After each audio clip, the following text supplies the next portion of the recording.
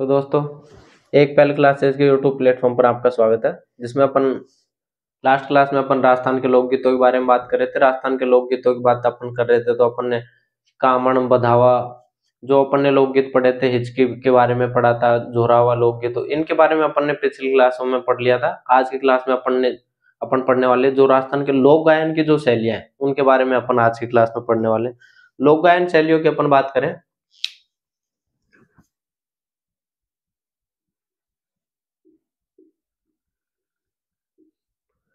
लोक गायन शैलियों की अपन बात करते हैं।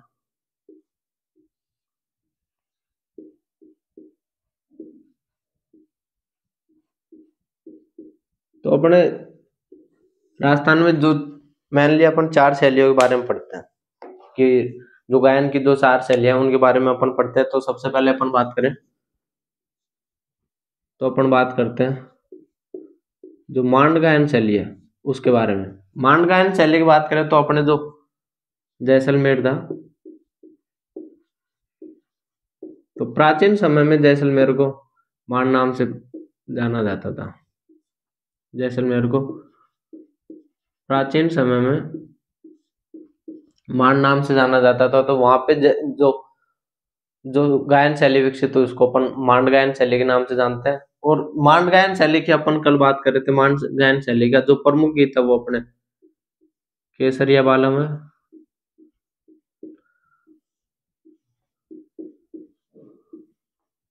केसरिया बालम आओ नी पधारो हमारा देश में जो गीत गाया जाता है वो अपने मांड गायन शैली में गाया जाता है। इसको मांड गायन शैली में गाने का अपने जो श्रेय दिया जाता है वो अपने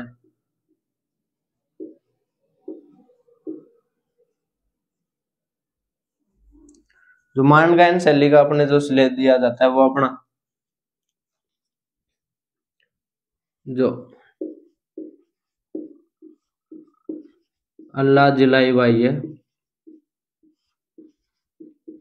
उनको अपने मांड गायन शैली में केसरी बालम गाने का श्रेय दिया जाता है। तो यहाँ पे अपने जो शैली विकसित हुई थी उसको अपन मांड गायन शैली के नाम से जानते हैं। अपन अब इनके जो कलाकार रहे हैं उनका संबंध रहा है, तो वो कौन कौन से जिले से संबंध है, जो मांड गायकी के जो कलाकार है उनके बारे में अपन थोड़ी बात करते हैं। तो अपन बात करें तो अपने अल्लाह जिला बाई का संबंध अपने बीकानेर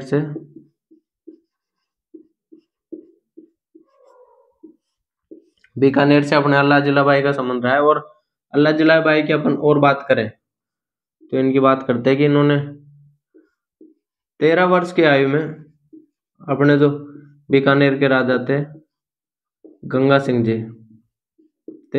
मात्र 13 वर्ष की आयु में इन्होंने अपने मांड गायन शैली में केसरिया बालम गाया। तो उनसे अपने जो बीकानेर के राजा थे गंगा सिंह जी उनको प्रभावित किया और इनको 1982 में पद्मश्री से सम्मानित किया गया था। और अपन बात करें तो इनको 1988 में अपने संगीत नाटक अकादमी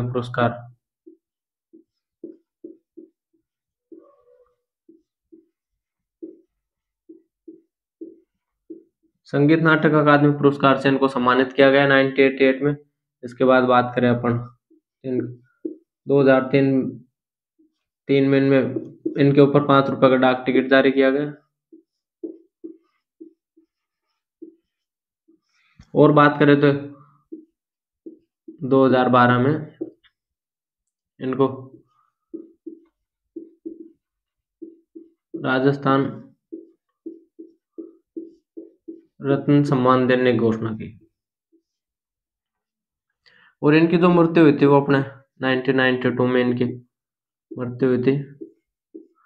तो ये कुछ बातें थी अपने अल्लाह जिलाई के बारे में, कि अल्लाह जिलाई बाई का संबंध अपने मांड गायन शैली से रहा, जिनको 1982 में अपने पद्मश्री सम्मानित किया गया। और 2003 में इनके ऊपर 5 रुपए का डाक टिकट जारी किया गया। 1988 में संगीत नाटक अकादमी इनको पुरस्कार दिया गया। और इनके द्वारा 13 वर्ष की आयु में अपने जो बीकानेर के राजा थे गंगा सिंह जी उनको प्रभावित किया गया।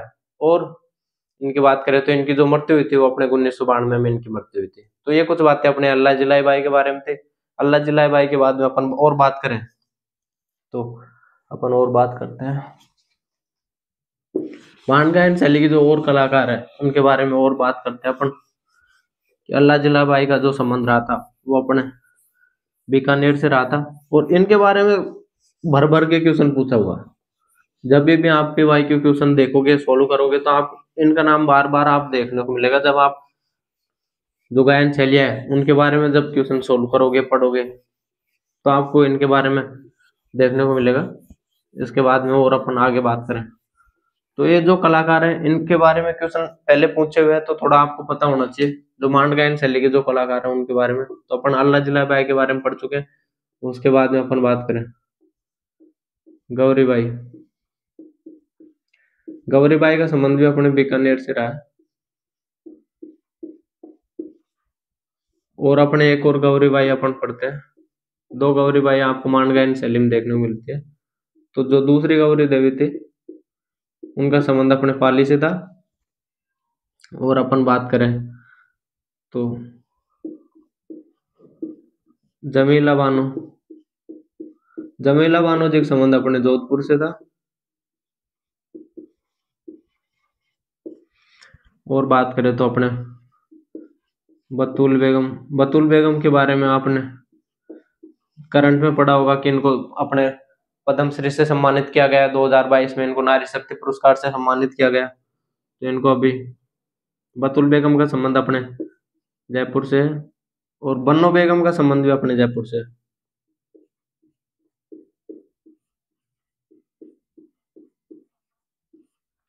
बतुल बेगम को अभी पद्मश्री सम्मानित किया गया था।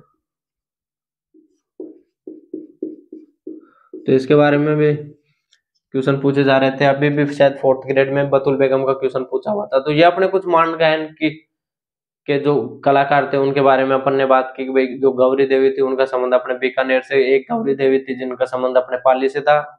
और जमीला बानो का संबंध अपने जोधपुर से था। जयपुर से अपने बतुल बेगम और बन्नू बेगम।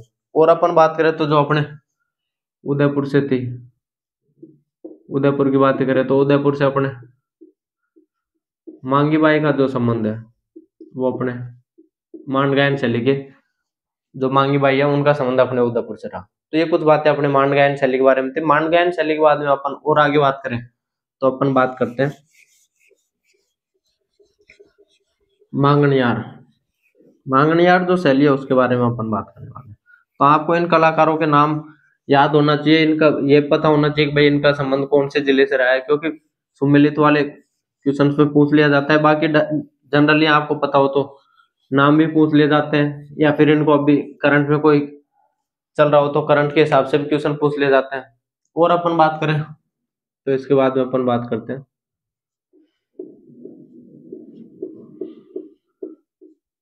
मांगणियार शैली के बारे में। अपन बात करते हैं मांगणियार शैली का जो विकास हुआ वो अपने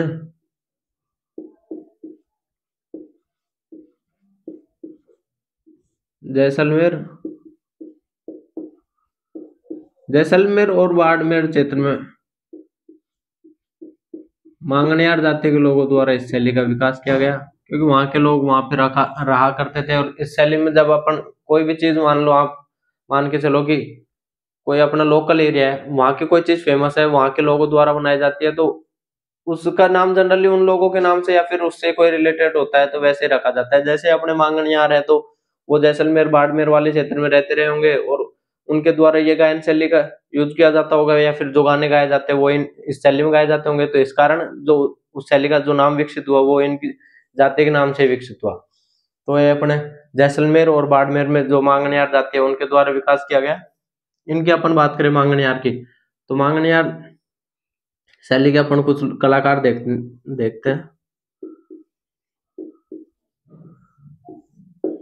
कलाकारों की बात करें तो इनका साकर का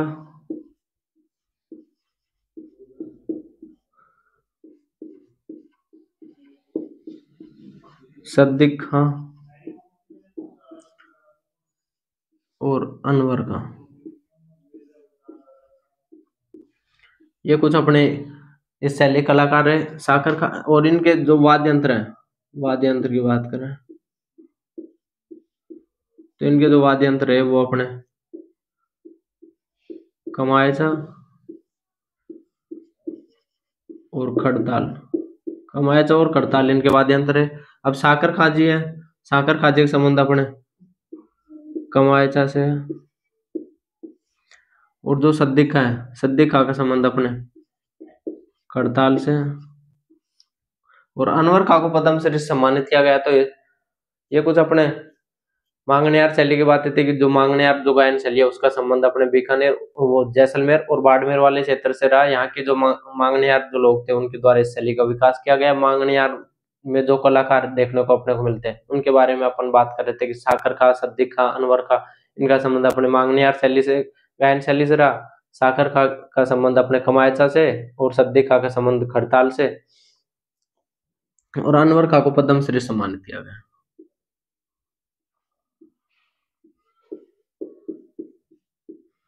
तो जनरली जो क्वेश्चन पूछे जाते हैं इंपॉर्टेंट इसमें से पूछ ले जाते हैं, या फिर ये वाद्य यंत्र वाला क्वेश्चन पूछ लिया जाता है। अब अपन और बात करें कि भाई जो सद्दिक खाजी के नाम से एक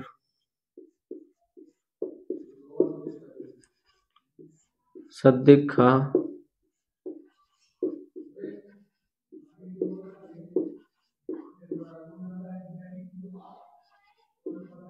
सद्दिक खा लोक कला मंडल की स्थापना की गई अपने, जो 2003 में बनाया गया था और जिसकी स्थापना अपने जयपुर में की गई थी। तो ये कुछ बातें अपने मांगणियार गायन शैली के बारे में थी। इसके बाद में और अपन बात करते हैं आगे। तो अपन आगे बात करते हैं लंगा जो गायन शैली है उसके बारे में अपन बात करने वाले हैं।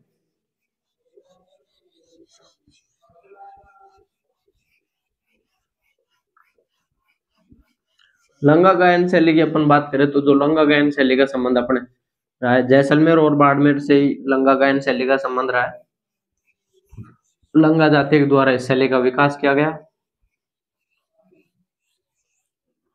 तो अपन बात करते हैं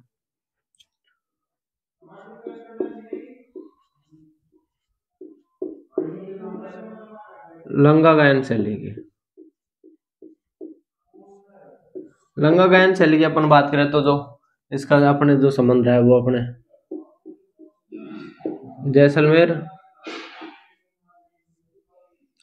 और बाड़मेर, जैसलमेर और बाड़मेर में लंगा जाति के द्वारा इस गायन शैली का विकास किया गया। और इनका जो प्रमुख गीत था, जो मुख्य गीत मानते हैं वो अपने निम्बूड़ा इनका मुख्य गीत रहा, जो कि आप एक मूवी में भी अपन को सुनने को मिलता है, शायद हम दिल दे चुके सनम मूवी में, जो अजय देवगन की और शायद ऐश्वर्या राय की जो मूवी है उसमें आपको ये गाना देखने को मिलेगा। निम्बूड़ा सॉन्ग आप भी सुन सकते हैं यूट्यूब से। तो आप इसके बारे में थोड़ा सर्च करना यूट्यूब पे, गाना सुनना, तो आपको याद रहेगा कि जो लंगा जो जाति है जो उनका जो मुख्य गीत है वो अपने निम्बूड़ा है। और इनके अपन वाद्य यंत्र की बात करें, वाद्य यंत्र की बात करें तो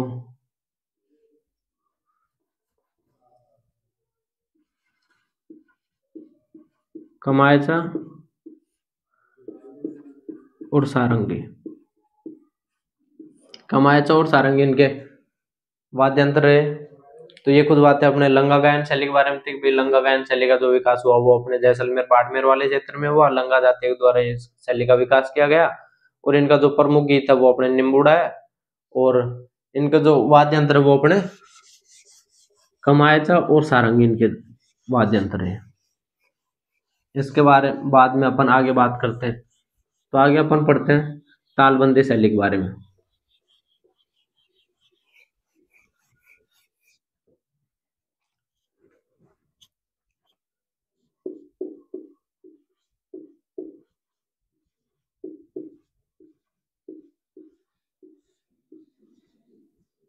तालबंदी के बारे में अपन पढ़े तो एक दिन पहले भी अपन बात कर रहे थे किसी क्लास में कि औरंगजेब कट्टर मुस्लिम शासक था, उसके द्वारा जो कट्टरपन अपनाया गया धर्म के प्रति, तो उसने संगीत पे, हिंदू मंदिरों पे, इन पे मतलब रोक लगा दी गई। तो उस वजह से जो अपने जो मथुरा वाला जो क्षेत्र था तो वहां से साधु संत को वहां से निकाल दिया गया। तो वो वहां पे गायन वगैरह नहीं कर पाते थे, तो वहां से वो वाला क्षेत्र छोड़ के ना अपने पूर्वी राजस्थान में आके बस जाते हैं। तो पूर्वी राजस्थान में जो धौलपुर, करौली और अलवर भरतपुर वाला जो क्षेत्र है तो यहाँ पे आके रहने लग जाते हैं। तो यहाँ पर जो उनके द्वारा जो शैली विकसित की गई थी तो वो अपने तालबंदी शैली थी। इसके बारे में अपन शायद एक दिन पहले बात कर रहे थे। तो जो अपने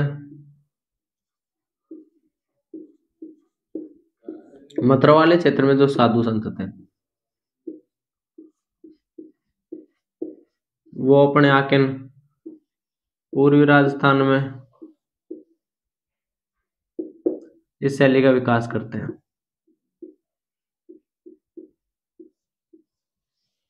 और इनका जो वाद्य यंत्र है वो अपने नगाड़ा इनका वाद्य यंत्र है। तो ये कुछ बातें अपने गायन शैली के बारे में थी। नेक्स्ट क्लास में अपन जो घराने या संगीत घराने रहे उनके बारे में बात करेंगे। तो धन्यवाद दोस्तों।